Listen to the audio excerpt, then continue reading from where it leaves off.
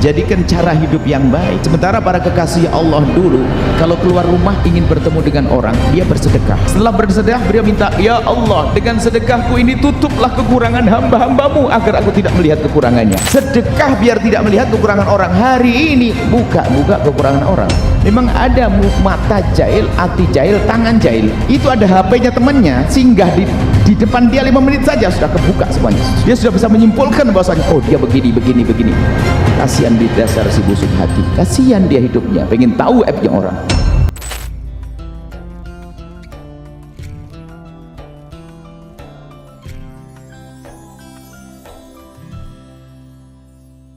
Pastikan Anda menjadi orang yang tidak ingin tahu tentang kekurangan orang lain. Sebab ingin tahu kekurangan orang ini adalah siksa dan kebusukan jiwa, hati.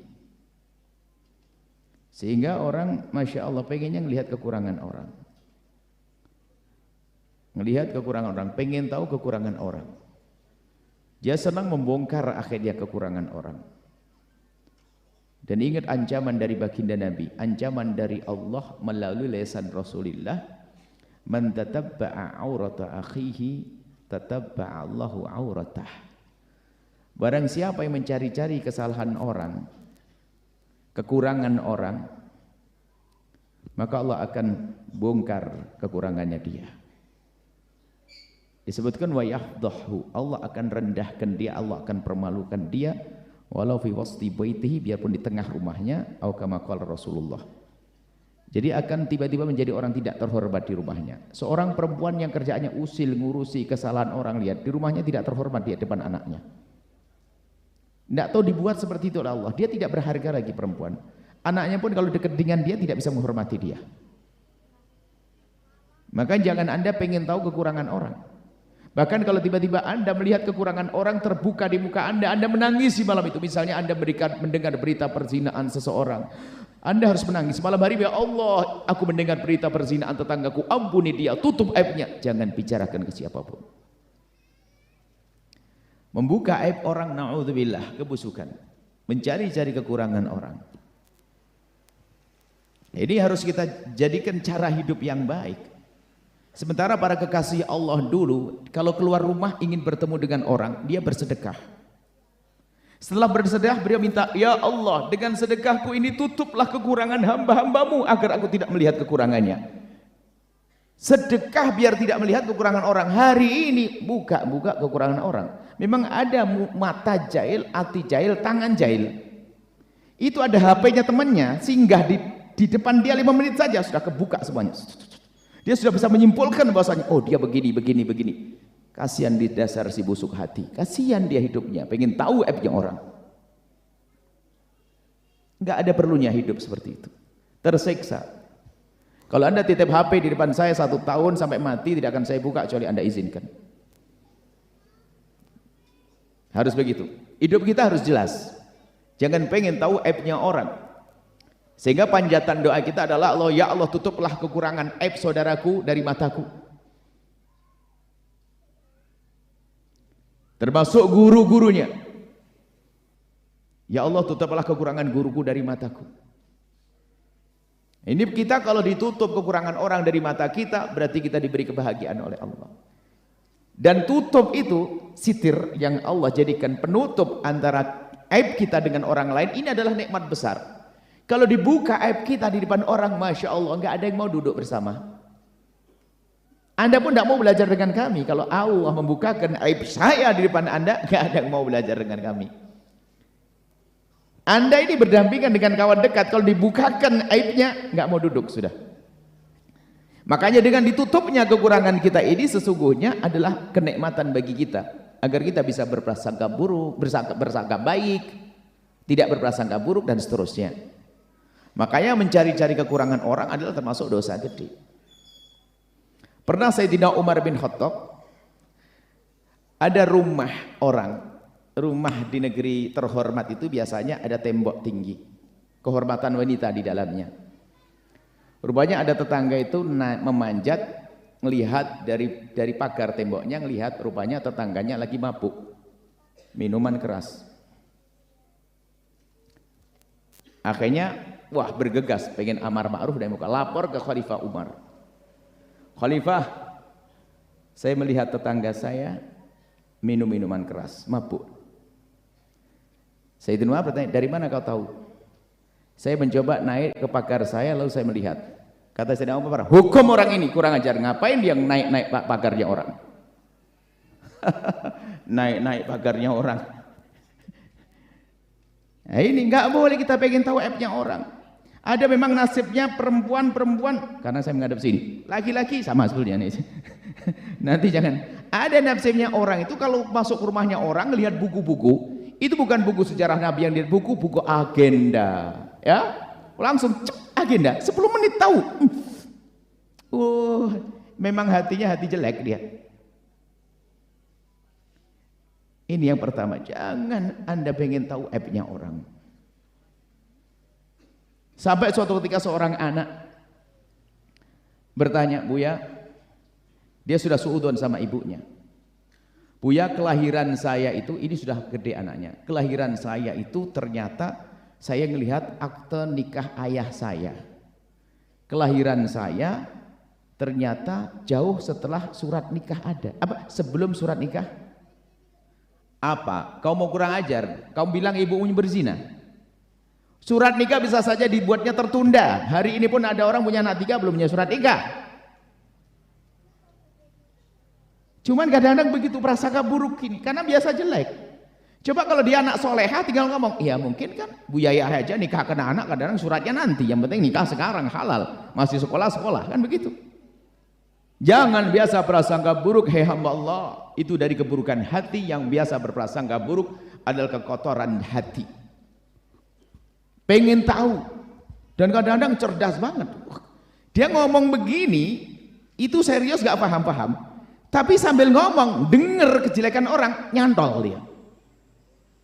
Padahal belajar serius gini gak nyambung-nyambung dia. Tapi kalau ada orang ngomongin kejelekan orang, langsung sweet, cerdas, bisa cerita nanti besok. Hati busuk gitu, hati-hati. Tinggal tengok diri Anda, gak usah nengok orang lain. Kalau Anda punya hobi mencari kejelekan orang dan sebagainya, nggak ada perlunya itu. Bahkan kami himbau, suami pun tidak perlu pengen tahu tentang urusan handphone, semuanya, istrinya. Istri juga tidak perlu, karena apa? Semua, seorang istri punya rahasia dengan ibundanya, dengan saudarinya dan sebagainya. Akan tapi tolong semuanya harus punya kejujuran, jangan sampai naudzubillah, bibit-bibit kehancuran adalah hati yang kotor sendiri. Jadi jangan pengen tahu. Ini sangat berbeda dengan misalnya Ustadz pun harus punya kewaspadaan di saat harus memeriksa sesuatu, misalnya laptop muridnya itu ada tujuannya untuk tugas sekolah, karena ada undang-undang, ada rambu-rambu ya, rambu-rambu untuk menjaga santri. Menjaga santri harus tahu dong keadaan ini sangat berbeda, memang tugasnya semacam itu. Kalau di negara tugasnya intel mencari penjahat, kan begitu, bukan itu maksudnya. Ini loh, kita punya kebiasaan jelek, pengen tahu kejelekan orang, terus. Ini bahaya, itu bermacam-macam, wilayah dukun juga masuk. Lihat, kalau alisnya begitu, anak begini, telapak tangannya begini, ini. Kalau jalannya begitu, kayaknya dia sudah begini. Kalau begini ini, sampai seorang menyifati, oh kalau perempuan begitu itu, dia katanya belum punya suami, tapi jalannya kok begitu, berarti dia, astagfirullah. Orang macam-macam jalan, ada bisulan kan bisa saja. Ajib, ini memang dasar hati busuk itu, mulutnya mulut jelek. Nggak boleh, tolong hamba Allah. Baik, selanjutnya, seandainya pun kita melihat aibnya orang lain, bukan mendengar, kita melihat aibnya orang lain, maka ketahuilah kita punya kewajiban menutupnya. Kalau menegur dia karena kita melihat langsung bisa 4 mata, bukan di mimbar semacam ini. Kita bilang, assalamualaikum ya ukhti, saya mau ketemu kamu. Seorang perempuan ketemu saudarinya perempuannya, ya akhi, ya ukhti, aku melihat kamu kok di sini gimana, gini-gini. 4 mata, bukan diobral.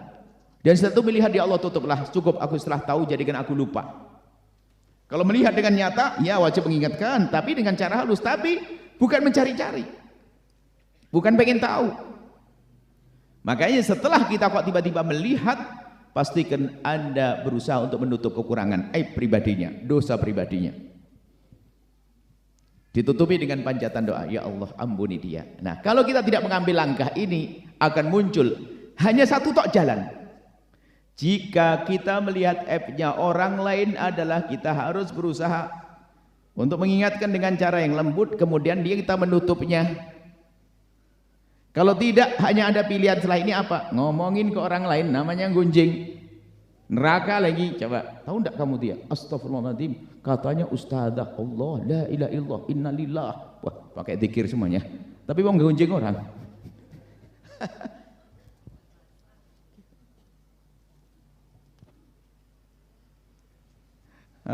Masya Allah. Seperti itu. Jangan sampai kita tuh punya sifat-sifat jelek kalau melihat aibnya orang lain. Apalagi kita mohon maaf. Paling sedih adalah kalau kita melihat aibnya orang yang sangat kita hormati. Mohon maaf, mungkin orang tua kita, dan itu ujian. Bahkan kalau Allah menampakkan aibnya orang lain kepada kita, sebetulnya itu adalah siksa. Siksa buat kita. Karena apa? Akan berubah. Kepada ibunda kita menjadi kurang ngabdi, kepada ayahanda siksa, na'udzubillah. Makanya kalau gampang lihat kekurangannya orang, ketahuilah Anda disiksa oleh Allah. Makanya orang Masya Allah, walas, bersih hati, nggak pengen tahu kekurangan orang. Bahkan yang ada prasangka baik, nggak ada prasangka macam-macam. Itulah pendidikan akhlak yang harus kita hadirkan. Dan ini harus kita hadirkan karena ini berguna dalam kehidupan rumah tangga kita. Termasuk ini tahun politik. Kalau seandainya buka rumus ini, tahun politik kami sampaikan, serukan, hei tim sukses, dimanapun kalian berada. Kalau kamu menjadi tim sukses, kalau masyarakat ikhlas kayaknya ndak ikhlas-ikhlas amat kau ini. Nggak dikasih jabatan nggak mau kayaknya, nggak kasih duit nggak mau kayaknya tim sukses. Oke lah, urusan ikhlas urusanmu dengan Allah. Tapi caramu yang benar. Hei tim sukses, cukup sanjung sebut kebaikan bosmu, yang penting jangan menyebut kejelekan bos yang lain. Selesai sampai di situ. Ayo, kan enak. Ayo, kalau tim sukses begitu kan asik sudah. Kalau Anda punya calon, oke, Anda sanjung calonmu sesuai dengan pengetahuanmu, asalkan jangan bohong. Cukup sampai di situ, nggak usah menyebutkan oh calon itu begini-gini, nggak ada perlunya itu semuanya. Karena kalau kamu mencari kejelekan dia, sama bosmu jangan. Bosmu bukan malaikat kok. Pasti ada kejelekan, akhirnya bongkar-bongkaran. Akhirnya ini tradisi di sini dulu. Akhirnya orang terbiasa mencari kejelekan orang. Di saat sudah ada pemilihan presiden, lihat pemilihan ketua masjid pun jadi begitu. Berantem, olok-olokan, caci maki. Kenapa? Sudah biasa. Gaya hidupnya seperti itu. Caci maki, olok-olokan, mencari kekurangan orang. Jadi tolonglah, ayo kalau kita melihat kekurangan atau apa namanya, aibnya orang lain, jadilah Anda pejuangnya untuk bisa menutupnya. Dosa pribadi ya dosa kepada Allah. Bukan dosanya orang terang-terangan bermaksiat, itu beda. Orang mabuk di tempat tersembunyi, kita doakan semoga Allah mengampuni. Dengan sembunyinya itu dia sebenarnya malu dia. Enggak perlu Anda sebarkan, Anda dekati, Anda ingatkan dia. Sehingga dalam perzinahan bagaimana Islam menutup aib. Kalau ada dua orang ngintip melihat orang berzina, kemudian lapor ke mahkamah, Pak Hakim Islam, saya melihat orang berzina. Benar kamu lihat? Benar. Di mana? Di tempat itu. Benar, saya ngelihat begini. Berapa orang kau? 2 orang. Oh, 2 orang kau. Kau yang dicambuk 8. Kenapa? Enggak cukup dengan 4 saksi.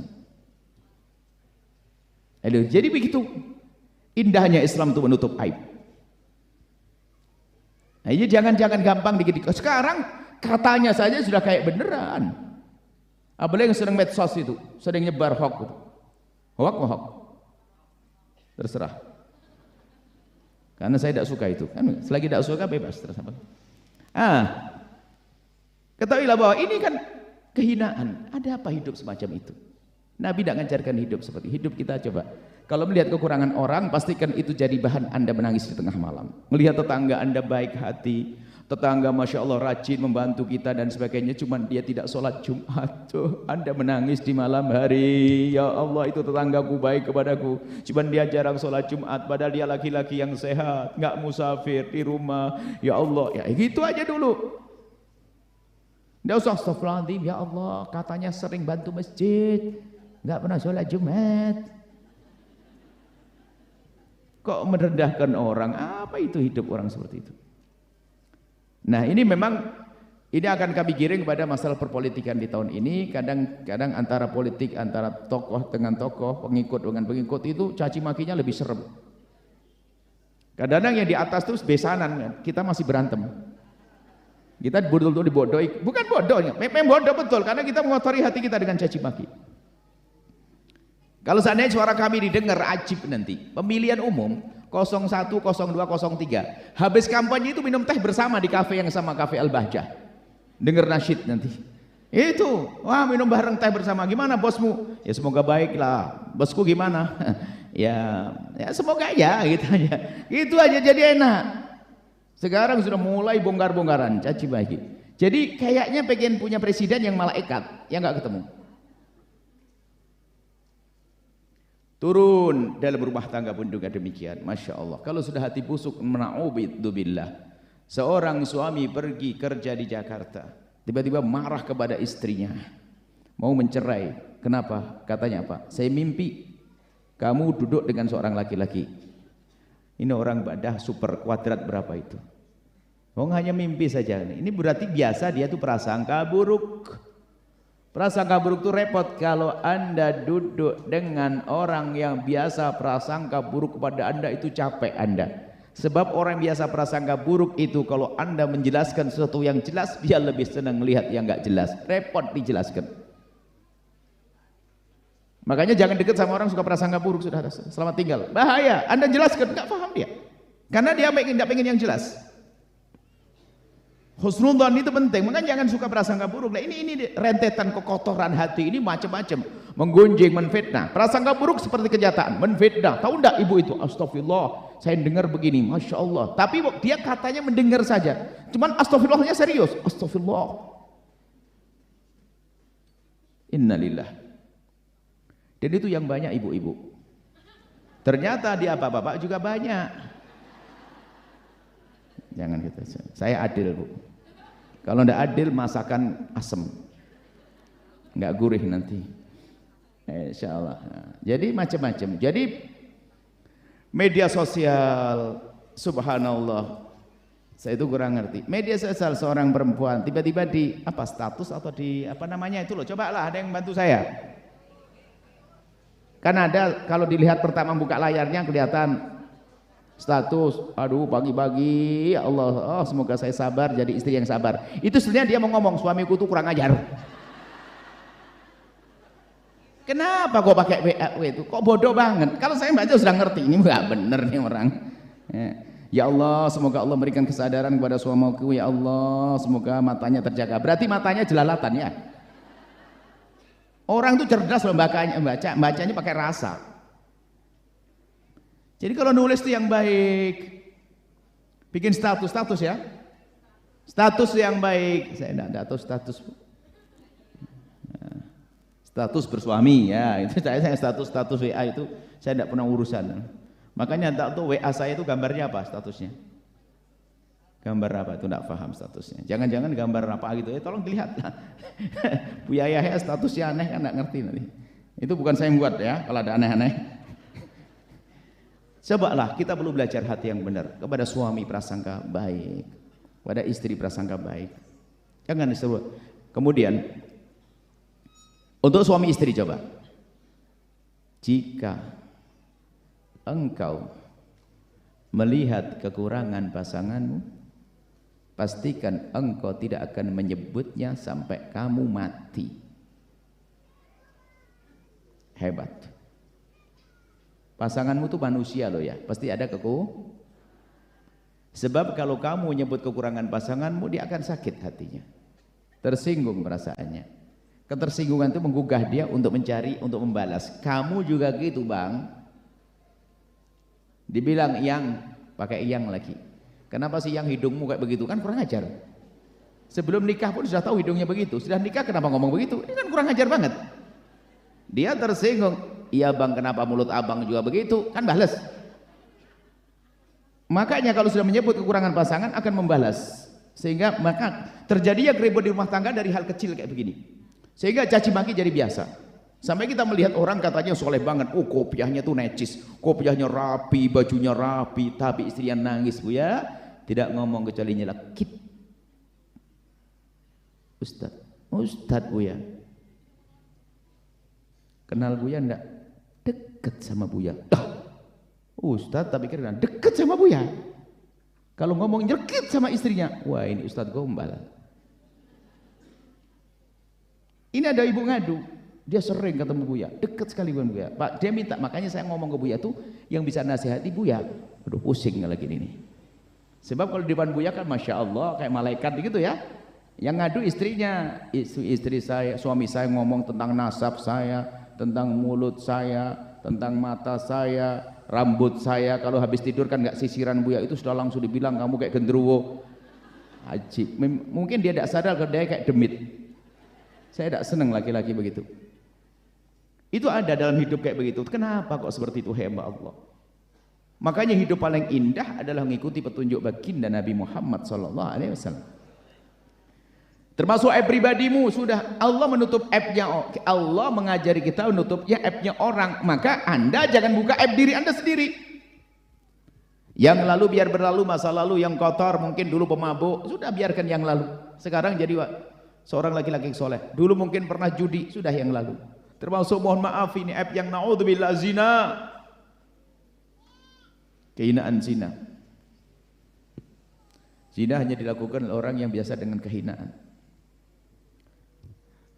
Begitu mudahnya hari ini orang kepleset dalam zina, syahwat, naudzubillah. Orang mulia susah melakukan itu, ada pintu halal. Sebelum saya bicara tentang abjad zina, saya bicara tentang wanita mulia. Wanita mulia itu susah berzina. Tadi saya cerita kepada anak santri putri tentang kemuliaan seorang wanita itu ada, biarpun belum kenal agama, kemuliaan diri wanita itu ada. Punya harga diri. Kita tahu Sayyidina Nabi punya paman yang namanya Sayyidina Hamzah. Paman beliau yang sangat beliau cintai.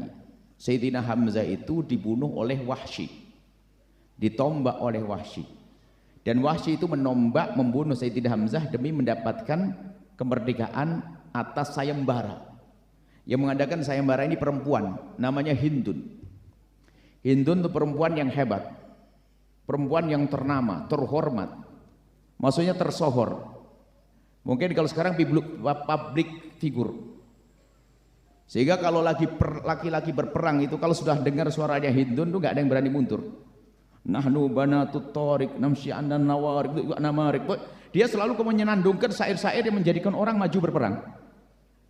Hindun begitu bencinya dengan Nabi sayembara. Betul. Wahsy bisa membunuh Sayyidina Hamzah. Jasadnya Sayyidina Hamzah didatangi. Dirobek itu perutnya, dadanya, diambil hatinya dan digigit tanda kebenciannya kepada Nabi Muhammad SAW. Sampai dia digelari dengan Hindun akilatul akbat, Hindun sang pemakan hati, pemakan hati, jantung hati. Baik, bersama berjalannya waktu, Fathu Makkah, kemenangan Islam, Nabi Muhammad kembali ke Mekah. Beliau ini termasuk orang yang masuk Islam, Hindun. Bayangkan, wanita yang dalam kejahiliannya, orang tersohor dalam masa jahiliyah, bukan perempuan abal-abal, perempuan yang keren, perempuan bisa masuk Islam, lalu datang kepada baginda Nabi. Seperti kebiasaan Nabi, mengajari yang baik, diajak berjanji. Berjanjilah kalian wahai wanita, termasuk Hindun. Berjanji untuk apa ya Rasulullah? Berjanjilah kalian untuk tidak menyekutukan Allah. Ya, kami sudah beriman, kami berjanji tidak akan menyekutukan Allah.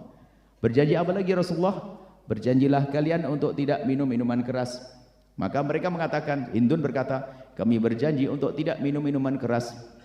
Berjanji apa lagi Rasulullah? Berjanjilah kalian untuk tidak memutus tali persaudaraan. Berjanjilah kalian untuk tidak berjudi. Kami berjanji untuk tidak berjudi dan seterusnya. Kemudian terakhir Nabi mengatakan, Hindun bertanya, ada lagi ya Rasulullah? Nabi menjawab, ya. Berjanjilah kalian untuk tidak berzina.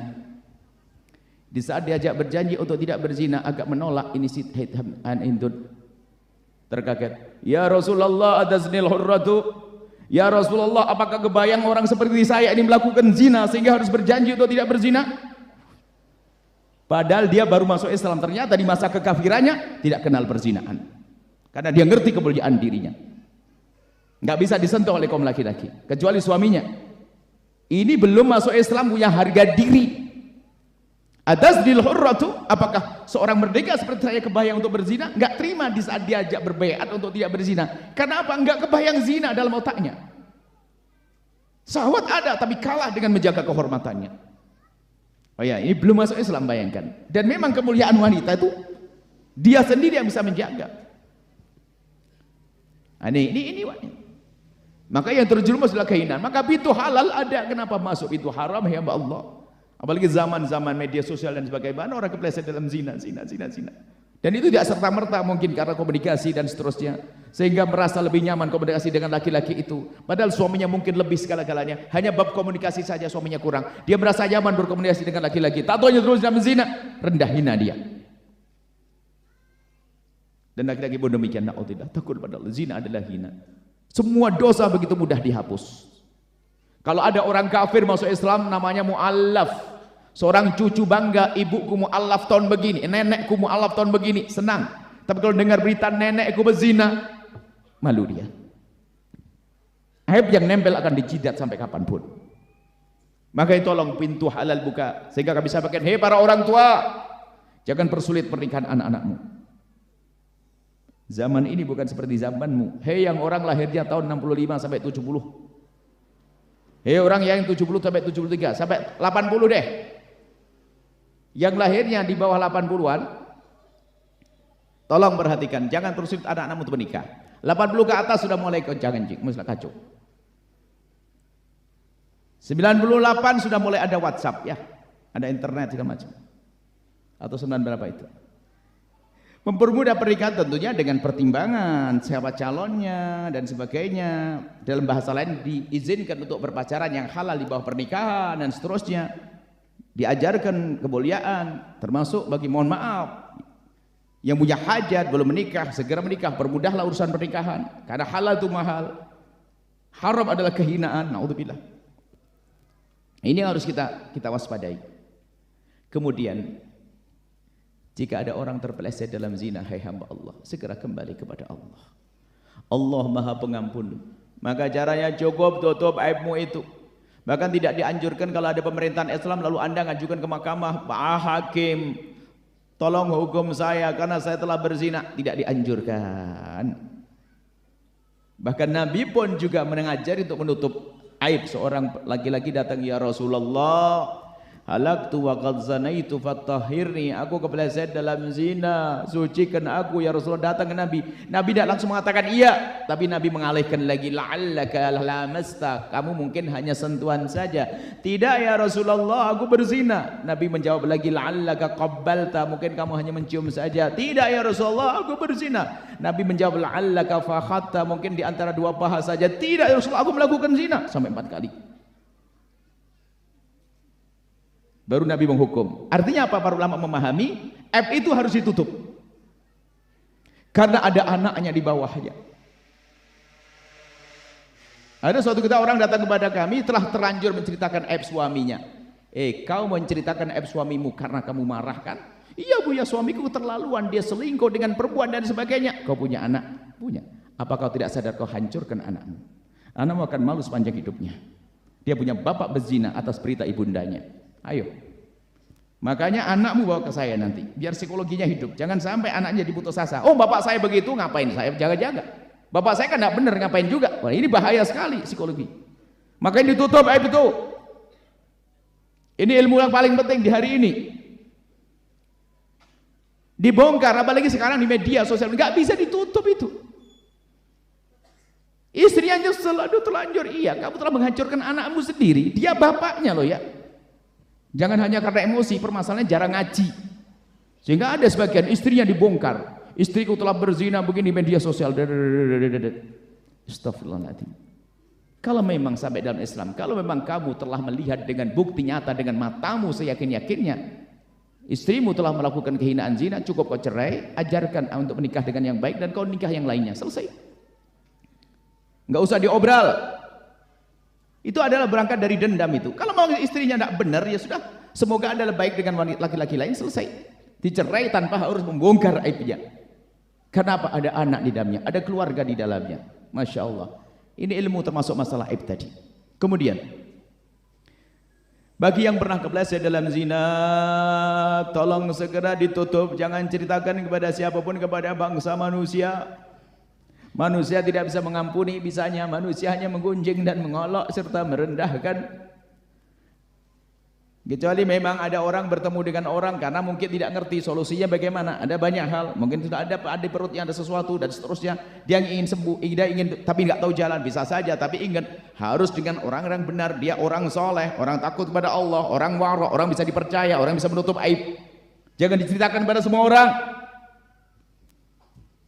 Bahkan jika ada wanita yang hamil luar nikah, ketahuilah jangan sampai anaknya tahu kalau ibunya dulu berzina. Harus disetting yang cakep. Jangan sampai anak merasa terendahkan karena dia tidak punya apa? Ayah. Ini ilmu yang para ustadz mohon agar dimiliki oleh para ustadz. Hei ustadz dimanapun Anda berada, jangan hanya ngajar fikih saja. Ngajar kesempurnaan akhlak ini penting. Ini kami sampaikan para ustadz, ini penting ilmu yang para ustadz harus punya. Sebab kalau sudah perempuan atau laki-laki sudah putus asa, mohon maaf, perempuan berzina, dihinakan di kampungnya, tidak diangkat dia, mau tobat susah. Kenapa? Orang sudah terlanjur memandang saya jelek, ngapain? Kalau perlu suamimu mau saya goda sekalian. Kan begitu, merusak orang, merusak satu kampung. Makanya pendidikan dalam Islam itu penting. Hei yang kepleset dalam zina, tutup aibmu sebisa mungkin. Tutup aibmu. Tidak usah bercerita kepada siapapun, mungkin kepada calon istrimu, nggak usah cerita kalau aku dulu masa lalu kelam dan sebagainya, nggak usah. Kau berperan sebagai wanita, laki-laki soleh yang tobat, selesai. Bukankah tobat dari dosa seperti orang tidak punya dosa? Wanita pun juga demikian. Ada sebuah kisah, ini nyata. Seorang perempuan menikah dengan seorang laki-laki. Perempuan ini sudah tobat, solehah, baik benar, menyesal. Perempuan baik pokoknya. Laki-lakinya baik, subhanallah, pernikahan yang indah. 6 bulan bahagia yang tidak bisa dikira. Bahagia yang luar biasa.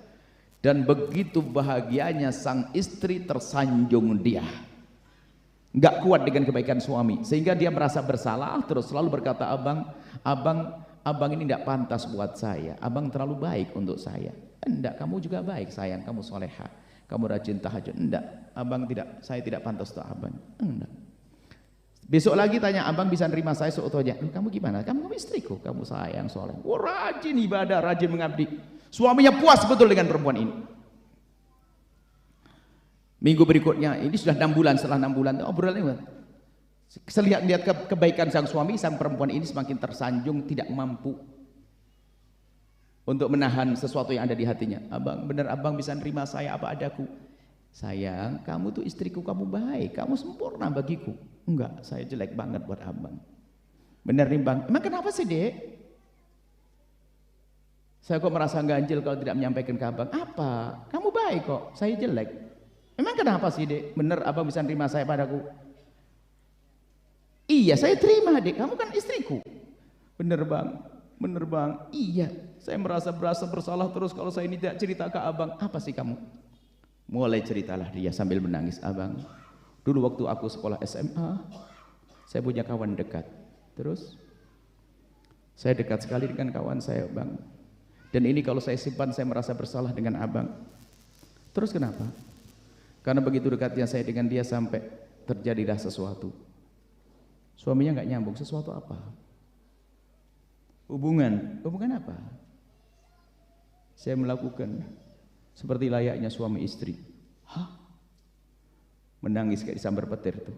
Wanita solehah ternyata punya masa lalu sekelam itu. Laki-laki itu memeluk dia dan menangis dia. Dia tidak pernah gampang menangis menderu-deru, menangis dipeluk istrinya. Dan setelah itu istrinya dilepas lalu dikatakan, sekarang kamu aku cerai. Dan pantas perempuan itu dicerai karena bodohnya dia, kenapa dia bercerita tentang masa lalunya. Inilah ilmu yang jarang dimiliki. Aib tidak boleh ceritakan kepada siapapun. Jangan cerita kepada siapapun, laki-laki pun juga masa lalu. Akhirnya tidak kembali lagi sudah. Karena dia sangat mencintai dia.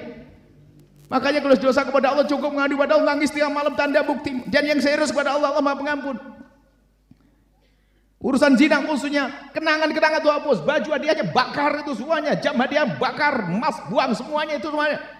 Cukup, Allah Maha tahu itu, gak usah cerita kepada siapapun dari hamba Allah. Ini termasuk ilmu. Jadi kejadian akhirnya ya pantas dibuang. Karena apa? Dia laki-laki baik, dia husnudon, tapi dihancurkan oleh perempuan ini karena kebodohannya.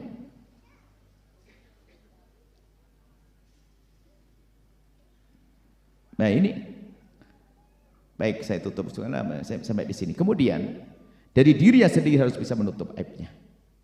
Masalah dosa kepada Allah bukan dosa zina. Mungkin dulu jarang melakukan sholat, dulu pernah berjudi, katanya sudah tobat dari mabuk. Saya sih dulu biasa 2 kerat habis. Ngapain cerita-cerita? Ngapain cerita-cerita? Cukup diam saja, masa lalu berlalu. Jangan ceritakan masa lalu.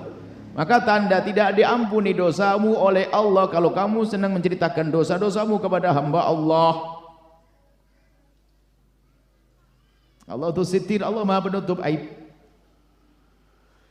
Makanya Buya sampaikan kepada siapapun sangat rugi kalau tidak dengar ceramah hari ini. Karena ini harus Anda sebarkan untuk didik tetangga Anda yang bermasalah. Kalau ada tetangga bermasalah masalah zina misalnya, Anda habiskan duit untuk nutup aibnya dia, ada keberuntungan bagi Anda. Biayai, antarkan kemana, pokoknya terhormat dia, jangan sampai terhinakan. Sebab perzinaan khususnya kalau sudah di masyarakat misalnya, apalagi orang itu terhormat, dia tersebar bahasanya dia zina, anaknya orang terhormat, akhirnya apa? Menjadi contoh jelek buat yang lainnya. Dia anaknya ustadz aja begitu, apalagi saya. Sehingga dikatakan kalau sudah wabah zina merebak, kehancuran akan Allah turunkan. Makanya rasa malu perlu dibangun. Malu melakukan zina, di saat zina pun rasa malu setelah itu. Kalau sudah perempuan tidak punya rasa malu, bayangkan seperti mohon maaf meletakkan kehormatannya di jidatnya. Kalau sudah perempuan tidak punya rasa malu, setiap laki-laki lewat dia melambaikan tangan untuk dizinai. Artinya apa? Meletakkan kehormatannya di jidatnya. Dia tidak malu lagi melambaikan pada orang. Dia buka auratnya pada siapapun yang akan dia temuinya. Yang penting membayar. Na'udzubillah. Makanya kita doakan wanita-wanita semacam itu, semoga Allah mengembalikan kehormatannya, kemuliaannya, menjadi punya rasa malu yang tinggi. Asal ini saja. Jadi pertama adalah Anda jangan ingin tahu aibnya orang. Jangan pengen tahu. Setelah Anda tahu, bersalah Anda untuk menutup aibnya orang. Termasuk Anda menutup aib diri Anda di mata orang lain. Anda harus pandai menutup kekurangan Anda.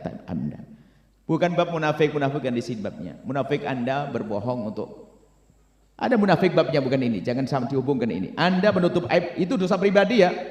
Dosa kita dengan Allah.